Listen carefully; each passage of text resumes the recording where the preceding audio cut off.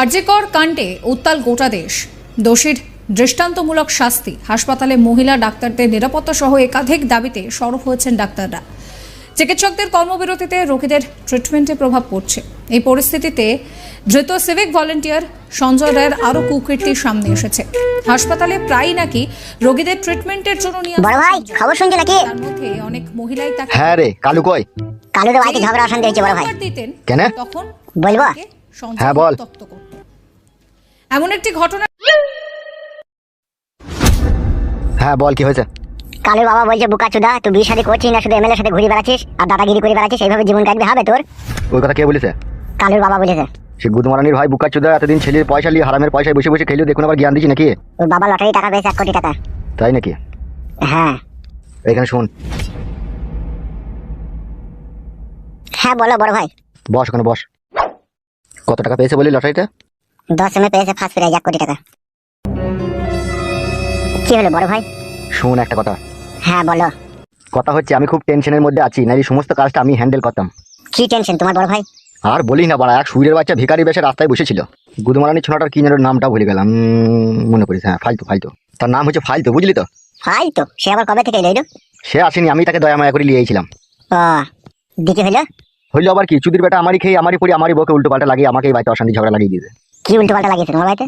আর বলি না, পরশুদিন নারকেল বেগম আমার সাথে দেখা করতে এসেছিল, তাই ওকে আমি ঘরে ভরে একটা কুকাজ করলাম। আচ্ছা। কালু আর ওই ছেলেটা দাঁড়িয়ে ছিল যাকে আমি নিয়েছিলাম, ঠিক আছে?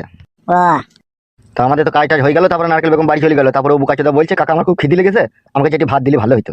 হুম তাই আমি বললাম এর কথা ভাত পাবি, তাহলে চ আমার বাড়ি চ, আমি তো করে যে ভাত দেবো। দিয়ে দিয়ে তো বাড়ি নিয়ে গেলাম, তোর ভাবিকে ডাকলাম, তোর ভাবির সামনে বানা সব গড় গড় করে সব সত্যি কথা বলে দিল যে আমি ওই মেয়েটার সাথে এখানে কুকাজ করছিলাম। গুড মানে ভাইকে বারণে করে মারতে পারো নি? কি বলবো মার বাল বানা, বিশাল ময়া লাগিয়ে জানিস, ওকে দেখে বউ হারিয়ে গেছে না কি বলছি, তুই বুঝি মাথা খারাপ হয়ে গেছে। ও মাথা খারাপ হয়ে গেছে? তাই তো বলছি ও শালো এখন। তা সেই ছেলেটা এখন কোথা? সে আবার কোথা থাকবে, সে ভাত মাত খেয়ে পালাবে। কাকা আমি পালাইনি গো, আমি ঝোলাটা লিখতাম। গুদমারানির ভাই বুকাচোদা সুইরে বাচ্চা, তো আবার এখানে এইছিস? আমি ঝোলাটা লিয়ে পালাবো কাকা। বুকাচোদা তুই ঝোলা নাইবে, ঝোলা ফেলে দিচ্ছি আমি। হেলে দিয়েছে কাকা, ওটা বিরাট কলকেট কাকু সাথে ভরা ছিল আমার। হবে বুকাচোদা এসব বাজে বাজে কথা বলে এমএলএ সাহেবের বাড়িতে তুই ঝগড়া অশান্তি লাগিয়ে দিয়েছিস। আমি বুঝতে পারিনি আমার বউ হারিয়ে গেছে নাকি, মাথায় আর কাজ করে না আমার। কাজ করে না? গুদমারানি ছোড়া লোকের বাড়িতে অশান্তি লাগিয়ে দেওয়ার বেলায় তো কাজ করে। হে আর কোনোদিন বলবো না কাকা, তোমার পায়ে ধরে আমি ক্ষমা চাবো। তুমি যদি বলো তাহলে তোমার পায়ে ধরে ক্ষমা চাইবো। বড় ভাই এই শালা টাল আছে গো।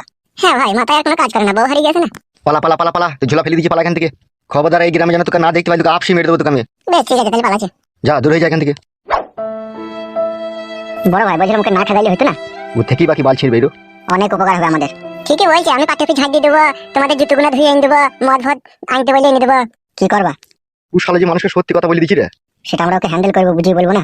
দেখ যা ভালো বুঝবি কর। শুনবে বুকাচোদা এদিকে আয়। কি বললো? সত্যি করে তোর পরিচয় দে, তোর আসল নাম কি? আমার আসল নাম ছিল বুতল। যে 3-4 মাস থেকে রাস্তায় রাস্তায় ঘুরে আমি পাগল হয়ে গেছি, লোক আমাকে ফালতু বলে দিই, সেই জন্য আমার নাম ফালতু হয়ে গেছে। তুই বুকাচোদা সত্যি করে ফালতু বে, বইয়ের জন্য আবার কেউ পাগল হয় শালা?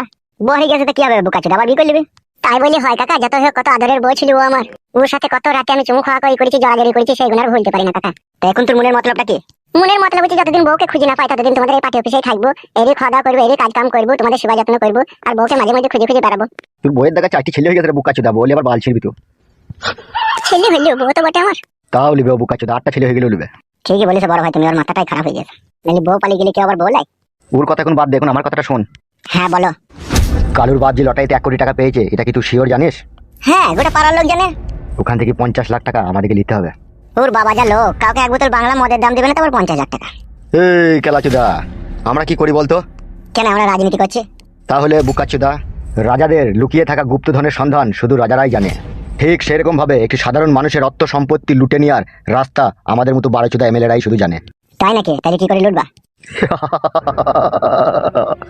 ফাঁসাবো কালুকে। সেটা কি ঠিক হবে বড় ভাই? কালু আমাদের সাথে অনেকদিন থেকে কাজকর্ম করেছে। কি বললি? এদিকে টাকা। কালুর বাপই তো বুঝিয়ে দিচ্ছি যে টাকার বল সবচাইতে বড় বল।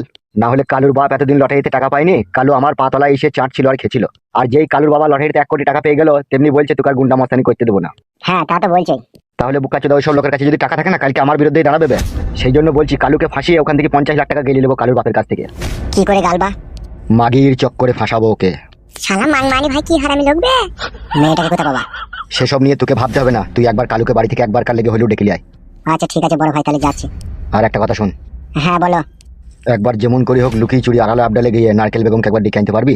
দেখবো, চেষ্টা করে যাবার পথে। চেষ্টা লয় মারা, ডেকে আনবি। বেশ ঠিক আছে বড় ভাই। যা তাড়াতাড়ি।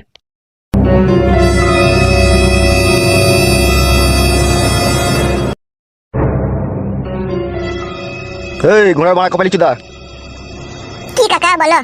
বলছি আমাদের এখানকার কথা বাইরে কোনো জায়গায় লিক করবি না, তাহলে তোর মুন্ডু কেটে পাকে পৌঁছে দেবো। বেশ কাকা ঠিক আছে। যা বাইরে বসবে, এখন যখন ডাকবো তখন আসবি। বেশ।